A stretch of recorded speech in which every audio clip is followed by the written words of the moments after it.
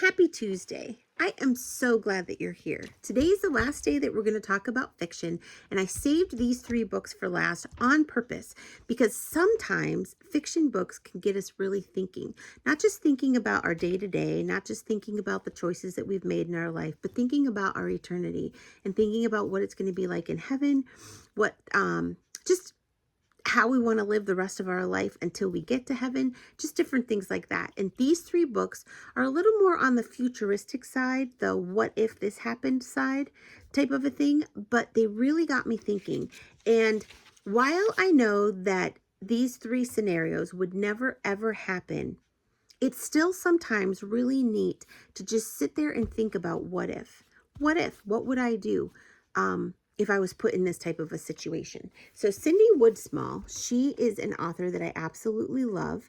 Her and her daughter, Erin, or daughter-in-law, sorry, Erin Woodsmall, started writing this series. And it's, like I said, kind of like a futuristic what if.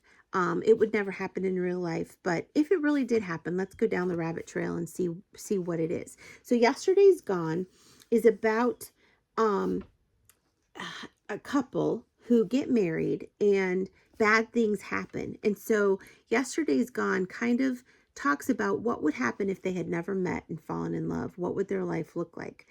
And it kind of makes you think that, so like one of the characters was like, well, I want that to happen because there's been so much pain. And maybe if we hadn't gotten married, but they had married somebody different, then their life could have been happier and they wouldn't have had to go through all the pain that we went through as a couple. And so that's kind of the question of, what would happen if our lives were different type of a thing. And so it was really, really good. It was just one of those thinking books that made you, when you turned the last page, think. And the conclusion, well, I'm not going to go there. I'm going to let you read the conclusion yourself. But that's kind of what Yesterday's Gone was about. Then the next one that came out was called Until Then. And this one, again, is about another couple, Celeste and Vin. And this time, instead of just not knowing each other and not having had any history with each other, this one, he gets transplanted from present day Amish to 19, no, sorry. Okay, let me start that again because my words messed up. So 1985 is their present day. That's when the book starts. And he gets transplanted all the way back to 1822. I knew I was wrong. And one of the neat things about it is that I'm not really somebody who is a history buff. Like, I love it if you tell me about history, but I'm not one to really look up history myself.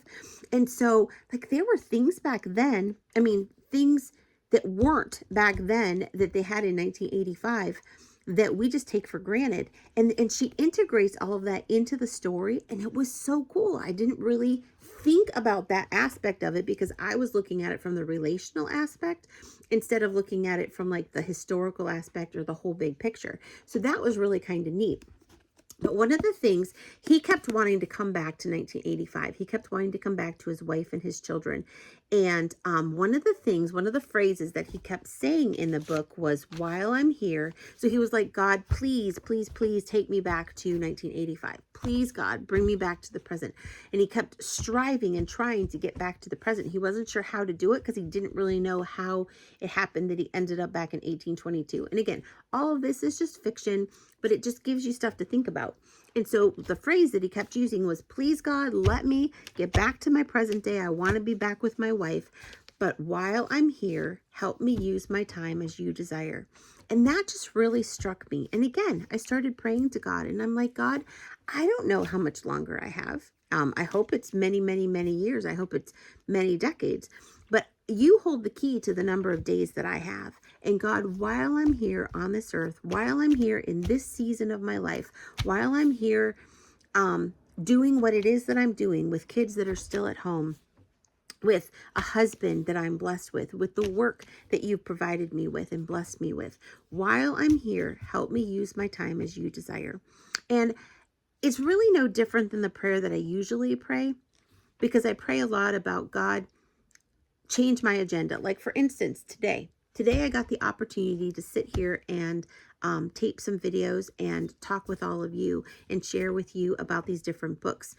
I didn't think that that's what my agenda was going to be today, but I switched it up and I'm so grateful I did. I'm like excited. I'm happy. I love how God changed my day today. So it's not that I'm doing anything different than what I usually do, because I love asking God to take care of my agenda,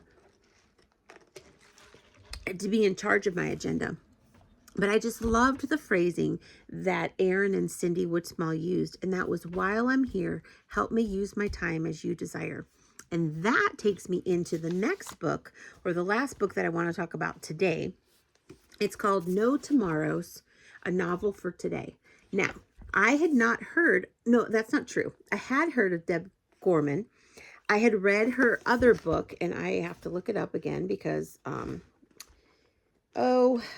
it's not in here. Wait, maybe it's in the back. Give me one second. I'm so sorry. Where? Yes. So here's the picture of her other book that I read. It was called The Master's Inn. And again, it was one of those books where it was deep. Like it stuck with me. And I loved it so much that when I read that she had a new book out, and then I read the back cover of the new book, I'm like, ooh, this looks pretty interesting. So the back cover, I'm just going to read this one to you really quick because it's a short back cover, but it'll explain to you a little bit. So it says, No Tomorrows. By the time Thursday is over, Annie Lee is convinced God is telling her it's her last day on earth. Annie and her husband live in a small rural town in central Washington state, a place where almost nothing scary happens until today. Hang on to your coattails as she navigates her tragic past, her frightening present, and her unknown future, all in the space of 24 hours. And ask yourself the same question posed to Annie. What would I do today if I knew I'd die tomorrow? Will your answer be the same one Annie discovers? And that is what intrigued me. And I thought, ooh, I want to read this book and see how it goes. And oh, wow, it did not disappoint. It was fabulous. It was deep. It was entertaining. It was really, really, really good. So Deb Gorman knows how to write deeply, and she knows how to tell a story, and she knows how to have the reader think when you turn the last page. So one of the things that I got out of that book, out of the No Tomorrows, is how do I want to live my life? If I knew today was my last day, if I knew I only had 24 hours, what would I choose to do? Would I spend that time working? Would I spend that time with my family? Would I spend that time, ? What would I do? So it got me thinking. People talk about a 5-year plan all the time. Like in 5 years, you're going to be 5 years older, or 10 years, but I like to do the 5-year one. So in 5 years, I'm going to be 5 years older. But what will I have accomplished in 5 years? What goals do I have for myself for this 5 years?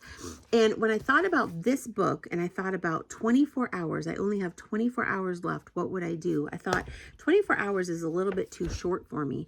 There's not enough time in 24 hours that just puts too much pressure on me. But what if I looked at it from, what if I only had 5 years left? How would I want to make a difference in my life? How would I want to make a difference for God? What kind of things, what kind of choices would I make that I could look back on my deathbed and be like, I used those 5 years wisely? And that's how I kind of got, that's what this book kind of got me thinking about. And it was reassuring in one way, because I thought, okay, in 5 years, I can balance it out a little bit better. Because if it was 1 year, I'm like, heck no, am I going to work? I'm not going to work. I'm going to spend that time with my family. But that's not really realistic. You can't wake up every morning and say, oh, what if I only have 24 hours left? How am I going to make the most of my time? You have to work, because legitimately, hopefully, prayerfully, you have more than 24 hours. But if I look at it from a 5-year plan, it helps me to step away from my work a little bit more, because it doesn't have to be done today. It doesn't have to be done this week. I can work hard and I can work long, but I don't have to work super, super intense. Or I guess I should say I can work hard, I can work smart, but I can push back.